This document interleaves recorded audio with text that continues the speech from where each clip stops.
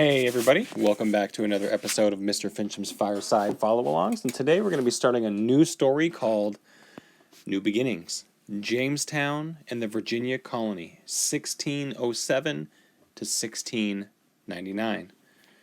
So this was before America really started, okay? 1776 was an important year. That was when we signed the Declaration of Independence, which was when we declared our independence from Britain, okay? So what that means is we became our own country. So this is before that. So just a little bit of a backstory. When I say we, just imagine that I mean America, okay, modern day America. We belonged to England, okay? We were sent here from England to kind of set up a little bit of shop and get resources, almost like an outpost to command trade, things like that. Okay, so we set up little colonies, English colonies. Okay, Jamestown and the Virginia colony. So that's kind of where we're at in the history books. Almost 100 years, maybe even a little over 100 years, depending on what year you go to. Before America was the country as we know it now. So before we start reading, I'm going to reread the questions to you guys from the ELA questions and tasks section of the newsletter. So the reading and writing task. Reread the second paragraph on page 106. How did the Powhatan and the English colonists view the event of the colonists settling in the area? So, forgive me, there are some tribe names that I probably will mispronounce, but the question is, how did the Powhatan and the English colonists view the event of the colonists settling in the area? So, the Powhatan are the Native Americans. How did they view the colonists settling in the area? And the text to self-connection. The colonists made a mistake when choosing where they put their settlement. They chose marshy land, which caused them many challenges. If you could go back in time, right before the colonists were choosing their land, what would you tell them? Where should they put their colony? And the extension. What main events have you learned so far from the story of Jamestown? All right, and we are going to jump right into it. So page 102. Now, here is an image of some houses, right? These houses in the Colonial National Historical Park at Jamestown have been made to look like the original ones. So these have been made to look exactly like the houses that the colonies built. Here's some more artwork down here. I'm going to read this quote. April 26th, we first saw the coast of Virginia. We entered Chesapeake Bay and landed, discovering fair meadows and goodly tall trees with such fresh waters running through the woods, I was stunned at the sight. George Percy, Jamestown colonist. We're going to go to page 103. Introduction. See, we have another little typo in this book. Notice up here. All right. Oh, so this should be up here. Why would people leave their homes and families to risk an ocean journey of more than 3,000 miles?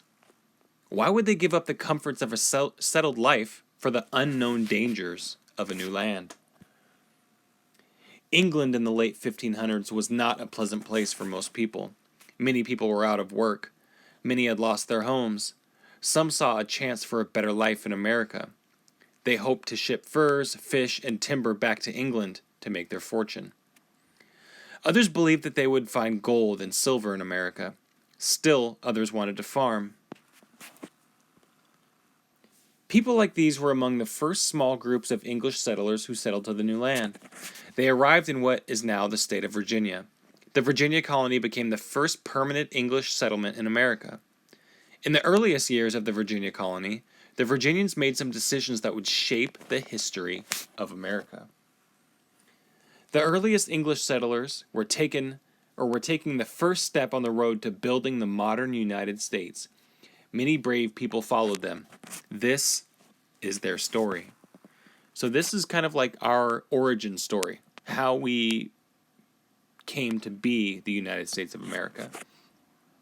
So because England was not a pleasant place for people, right, many were willing to go to this new place called America that they didn't know a whole lot about.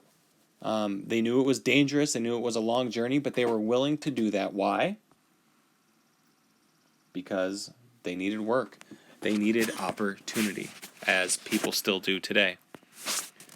We're going to go to page 104. Again, the setup of this is a little weird, so bear with me. Starting Jamestown. Virginia's story begins with a disaster. In 1587, English colonists settled on an island they called Roanoke. The island is off the coast of present-day North Carolina. The Roanoke colony did not last. When leaders returned with supplies from England in 1590, everyone had disappeared. The fate of the lost colony, as it was called, is still a mystery. This disaster stopped the English from returning to Virginia for a short time. After a while, the idea of riches won out over any fear of what might happen. In 1606, a group of London businessmen decided they could get rich in North America. They formed a company called the Virginia Company. They asked King James I of England for a charter, or a permit, to start a colony in Virginia. The charter stated the rights, duties, and goals of the company. The king thought a colony would benefit England. He granted the charter. 3 ships left London for Virginia in December 1606. The ships carried about 100 colonists and all the things they would need. Who were these brave people? They were all men. Some of them were farmers. Others were servants, a few skilled craftsmen. Many of them were gentlemen. At that time in England, gentlemen did not do physical labor. These men did not expect to do any work in the Virginia colony either. English gentlemen were not prepared for the work of building a colony. So these gentlemen, as they're called, show up and they think they can just kick back and let other people get their hands dirty and do all the work, right? You can build that hut. You can, you can make the soil right for farming and plant. You can go catch fish and go hunt. I'm going to sit back and just get the benefits of it. I'm not going to do any work. Well, they found out really quickly that everyone had to contribute or they wouldn't survive. Page 105. Arrival in Virginia. The English had learned something from earlier failures, but they hadn't learned enough. They sent people to the new land who had no skills or desire to work. They were not planning to clear forests and plant crops. They believed their only work would be bending over to pick up all the gold and silver on the ground. They were going to the Virginia colony to strike it rich. Crossing the Atlantic had left most of the travelers seasick and weak. They wondered if they had made the right choice. Then, on April 26, 1607, they first saw the coast of Virginia. The beauty of the land stunned them. Flowers were in bloom. Dense forests with wild game covered the land. The settlers saw Virginia as a land of opportunity. For the next few weeks, the colonists explored the coast. They sailed up a river they named the James. On May 14th, they chose a place for their settlement. They called it Jamestown. Both the river and the town were named in honor of England's King James I. These are copies of two of the 3 Jamestown ships, the Susan Constant and the Godspeed. So similar to the pictures of the huts that we saw earlier, these are boats that are designed to look just like the ones that they used to sail to the New America. Go to page 106.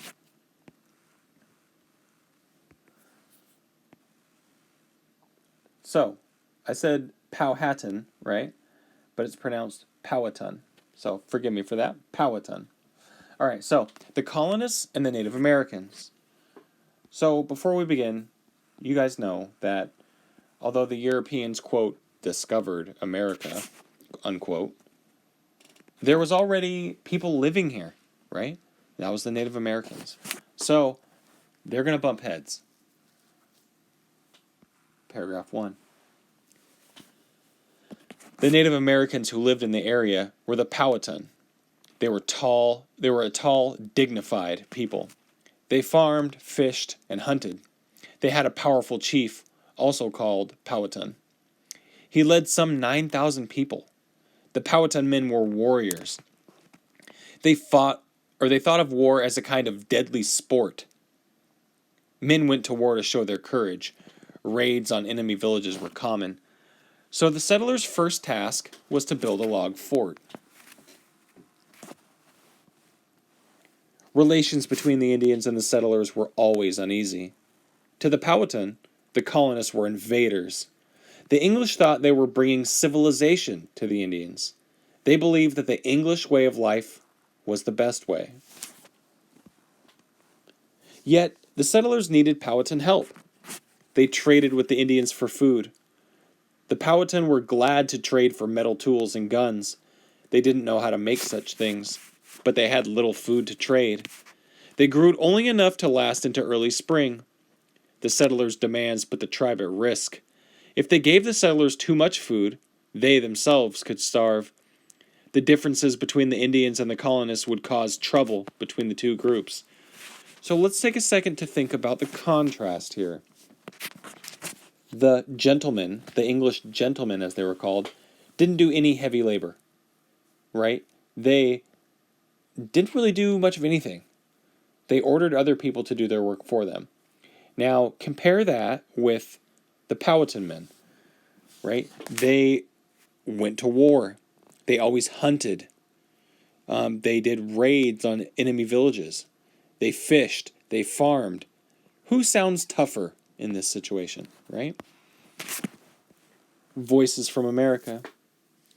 In our great need, the Indians brought us corn when we rather expected they would destroy us. John Smith, leader of the Virginia colony. Now you might recognize this name here, John Smith. You might recognize him from the Pocahontas story. I don't know if that's the same one, but that's what it reminds me of. I think his name was John Smith. Yeah. Now we're going to go to page 107.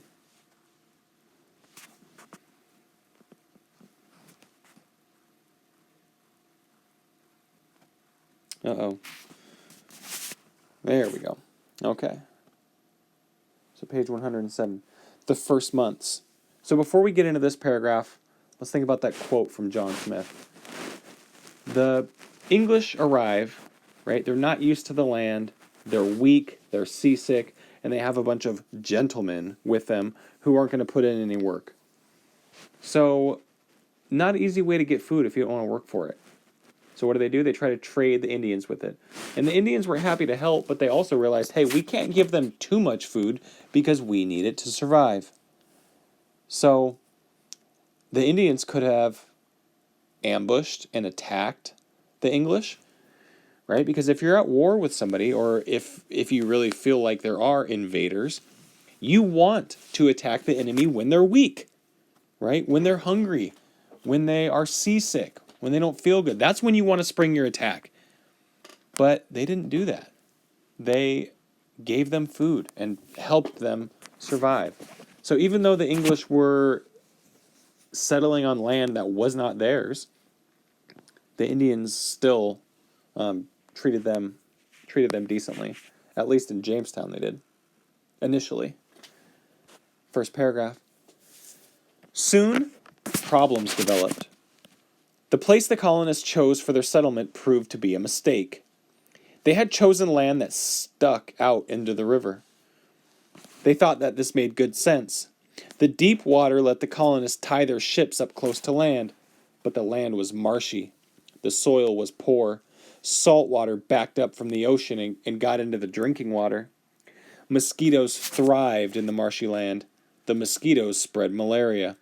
The disease killed many settlers. before we go to the next paragraph, let's talk about this for a second. If you're thirsty, you can't drink salt water. Okay, salt dehydrates you. It's why when you eat French fries from a restaurant or from McDonald's or something that you get thirsty afterwards, because salt dehydrates you. It's the same reason why salt kills slugs when you put them on, because it takes all the moisture out, right? So if you're stuck in the ocean, if you're stuck out at sea, it's not as easy as just scooping your hand into the water and drinking it if you're thirsty, right? It needs to be fresh water. So salt water backed up from the ocean into their drinking water. So it ruined their water supply. And what do mosquitoes love? Water. Still water. Mud puddles, things like that. Water that is not flowing is what mosquitoes thrive on. And marshy land, that's almost like spongy, soaked, saturated land. You can't grow crops in that. So problems are arising for sure. Next paragraph. Many colonists became ill from drinking the bad water. The few crops the men had planted were not yet ripe. They were low on supplies. The settlers grew weak from lack of food. They were often unable to hunt or fish because of the danger of attack by Native Americans. Life in Jamestown did not get off to a good start. These early months were hard. Settlers gathering logs to build a fence around their fort. So they need some protection, right? So what do? They start chopping down trees and building kind of like a fence around. So they ruin their drinking water, right? They can't plant things very well. They're so weak they can't hunt, they can't fish, and they're too scared to really go out and explore, because if they run into a pack of Native American warriors, what's going to happen, right? They don't know. They might not take kindly to the fact that the English are settling on their land, right? So this is the early days of America, the genesis of the United States of America as you know it, how it began, right? And it gets a little bit crazier. But we're going to sign off there for today. But before we do that, I'm going to reread the questions for you all on the ELA questions and tasks section of our newsletter. Number 1, the reading and writing task. Reread the second paragraph on page 106. How did the Powhatan and the English colonists view the event of the colonists settling in the area? The text-to-self connection. The colonists made a mistake when choosing where they put their land, or their settlement. They chose marshy land, which caused them many challenges. If you could go back in time, right before the colonists were choosing their land, what would you tell them? Where should they put their colony? And the extension. What main events have you learned so far in the story of Jamestown? All right, that is it for me today, you guys. Thank you for following along with me. I hope you enjoyed the story so far. As always, feel free to shoot me an email or post your work on Seesaw. Any questions, just let me know. I would love to hear your guys' thoughts on the book. Thank you so much. Until next time, bye-bye.